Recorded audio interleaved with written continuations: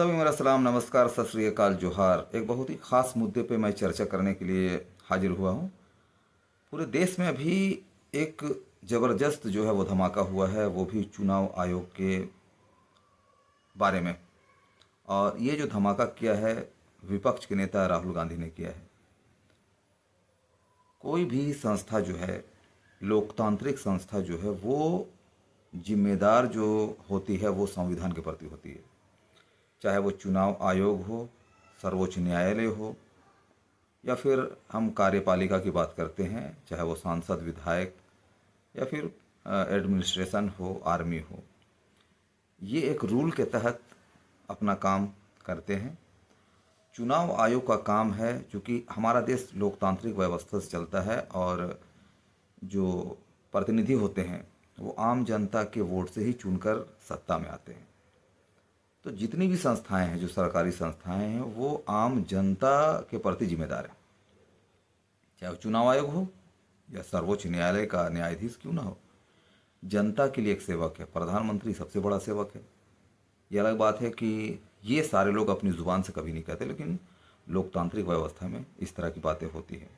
बहरहाल, चुनाव आयोग अभी, पहले तो शक लोगों को होता था कि चुनाव आयोग कहीं ना कहीं भाजपा का जो है वो पक्ष ले रहा है।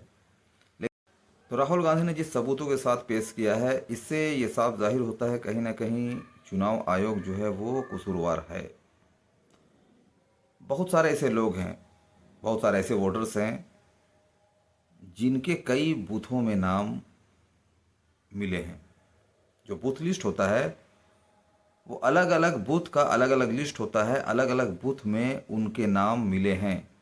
यहाँ तक कि कुछ ऐसे भी मिले हैं कि एक ही एड्रेस दिया हुआ है जिसमें 80-80 लोग रहते हैं। अब जब वहाँ का एक तरह से जांच किया गया तो पता ये चला कि वहाँ पर कोई नहीं रहते हैं। तो कर्नाटका, महाराष्ट्र, मध्य प्रदेश, उसके बाद अभी बिहार में चुनाव आने वाले हैं। ऐसे में अगर ये बात सच है तो मैं समझता हूँ कि संविधान खतरे में है।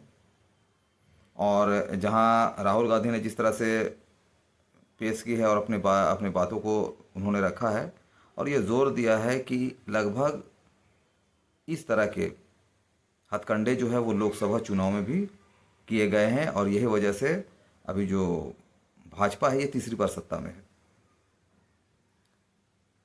आम जनता को चाहिए कि अगर इस तरह से पेश आ रहा है मामला देश में, तो इसके खिलाफ संवैधानिक तरीके से प्रोटेस्ट करें, क्योंकि आम जनता का सरोकार है, वो अपने प्रतिनिधि को सत्ता में चुनकर भेजती है।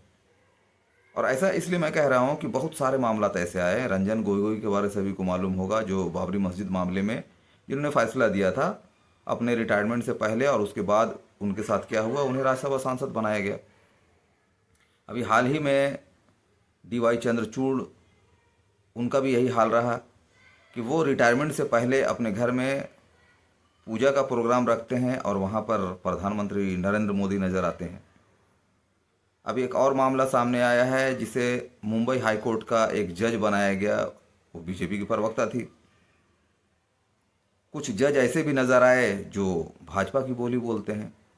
तो अगर कार्यपालिका, न्यायपालिका, सभी में अगर इस तरह से अटैक किया जा रहा है और जिस नीति से चली जा रही है चाल, उसमें तो मैं समझता हूँ कि चुनाव कराने और ना कराने से कुछ फ़र्क ही नहीं पड़ेगा, फिर काबिज हो जाएगी भाजपा।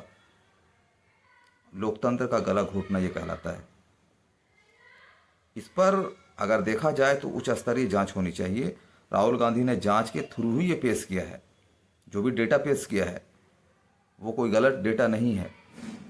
उसके अलावा भी देखा जाए, जो लोकतंत्र का चौथा स्तंभ है जिसे हम अखबार कहते हैं, चुनाव आयोग से संबंधित ये मामला देश में बहुत ही बड़ा है, लेकिन किसी अखबार ने पहले पन्ने पर इसको जगह नहीं दी है। और जो एक्सट्रीम मीडिया है, जिसे हम गोदी मीडिया का नाम देते हैं, और गोदी मीडिया का नाम इसलिए देते हैं क्योंकि सरकार के खिलाफ आवाज़ बुलंद करने में उनके पसीने छूटते हैं। अगर उनको सरकार के सपोर्ट में बात करने के लिए दिया जाए तो वो कसीदे गढ़ेंगे। और अभी लगातार एक्सट्रीम मीडिया जो है राहुल गांधी को झूठा साबित करने पे लगी हुई है। तो ये बहुत अजीब दौर जा रहा है। जहाँ सरकार से सवाल करना चाहिए, चुनाव आयोग से सवाल करना चाहिए, वहाँ पर एक्सट्रीम मीडिया राहुल गांधी को झूठा साबित करने पे लगी हुई है। चुनाव आयोग डायरेक्ट जो है वो लेटर जारी कर कहा जाता है कि आप इसमें साइन करें राहुल गांधी को।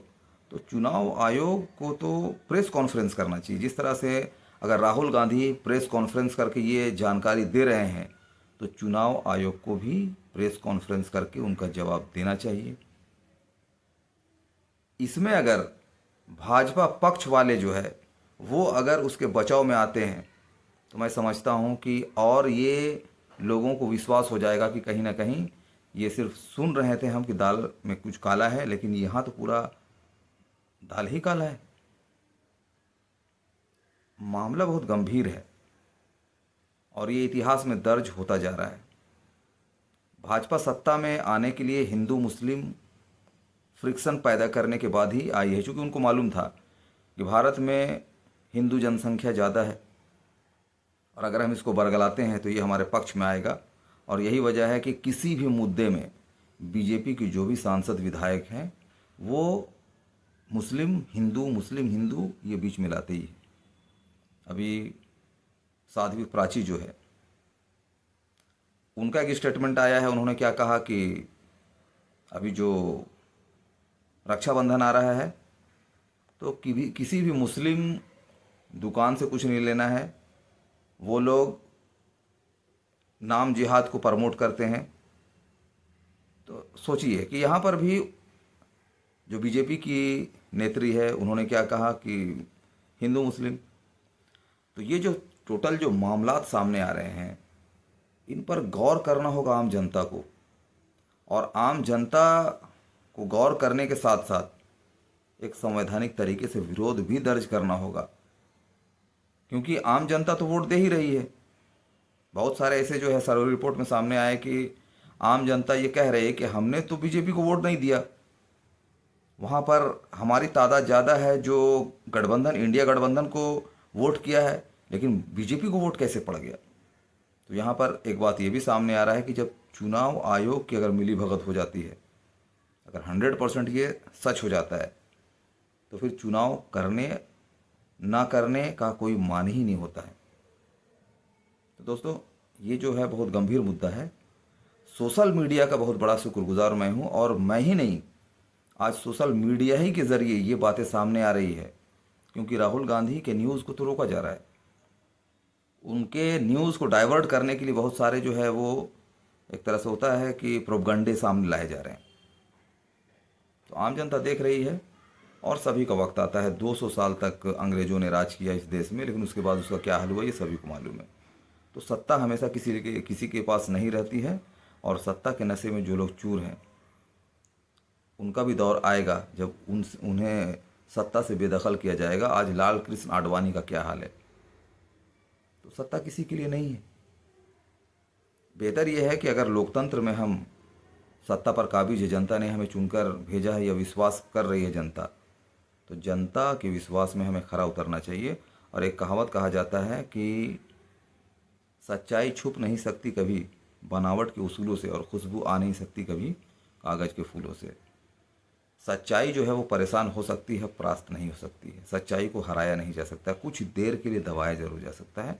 बहरहाल ये बहुत ख़ास मुद्दा था जिस पे चर्चा ज़रूरी था लोकल बेस पे। बाकी मैं फिर किसी दूसरे मुद्दे के साथ हाजिर रहूँगा। तब तक के लिए अलविदा। जय हिंद, जय भारत।